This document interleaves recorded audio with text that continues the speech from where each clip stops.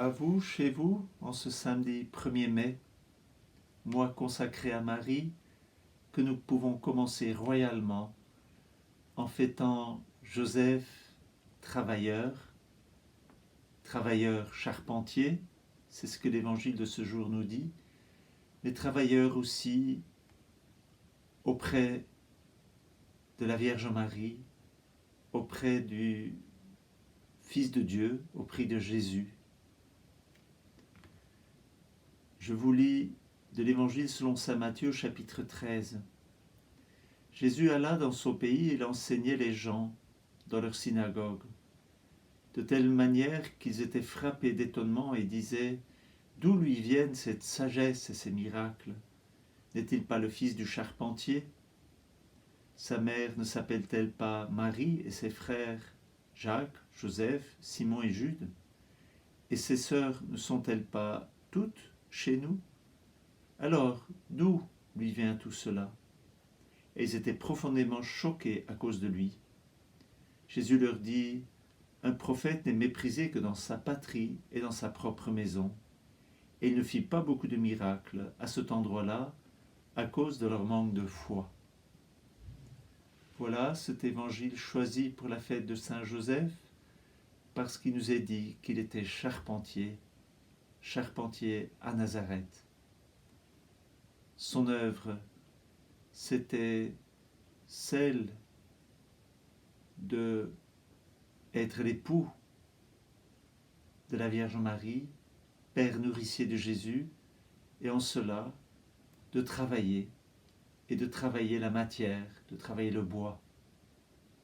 Quel beau travail et quelle belle dignité de travailler aussi bien pour soutenir sa famille et puis pour accompagner, protéger ce mystère de la Sainte Famille. Le livre de la Genèse nous dit que Dieu crée en 6 jours. Et puis le 7e jour, il se repose. Il appelle l'homme à coopérer dans son œuvre de salut.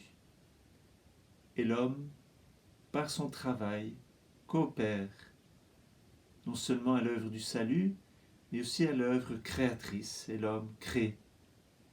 Il utilise son intelligence, il utilise son corps, ses mains, toute sa personne pour créer, pour œuvrer avec le Créateur qui lui en donne les capacités.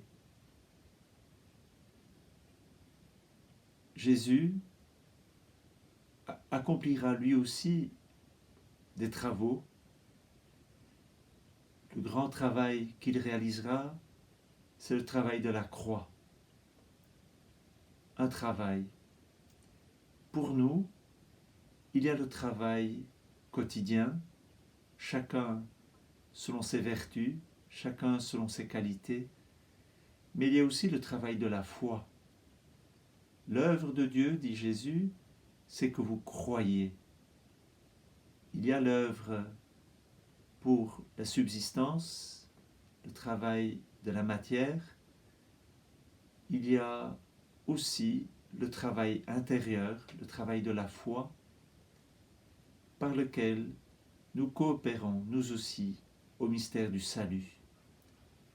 Un travail qui, peut-on dire, est plus de l'ordre de la création, et un autre travail qui est plus de l'ordre intérieur pour l'édification de l'Église, du royaume. C'est ainsi qu'il y a plusieurs paraboles dans la Bible, les paraboles sur les talents, mais aussi la parabole sur les travailleurs qui vont travailler dans la vigne. Puissions-nous, dans tout ce que nous faisons, que ce soit notre travail quotidien, que ce soit notre travail de Lectio Divina, que ce soit tout notre travail au service de la foi, que tout cela puisse coopérer au mystère de la création, au mystère du salut, et que Saint Joseph nous aide. Nous ne l'entendons pas parler, Joseph. Il est un travailleur silencieux, mais un travailleur extrêmement efficace et finalisé, puisqu'il va coopérer dans cette grande œuvre auprès de Marie et de Jésus. Et nous aussi, dans l'Église, nous pouvons œuvrer à leur côté pour que le visage de notre terre soit transfiguré. Si Jésus est venu, c'était pour que, même à travers notre travail, nous puissions coopérer à cette transfiguration de la matière, cette transfiguration de l'univers. Puissions-nous, par nos gestes d'amour, par notre foi et notre espérance, coopérer à l'avènement du royaume. Joseph fut un homme obéissant, puissions-nous aussi profondément obéir à Dieu qui nous a donné des talents et qui nous donne de coopérer à sa propre œuvre. C'est le salut du genre humain, de toute la création. Bonne journée, à demain.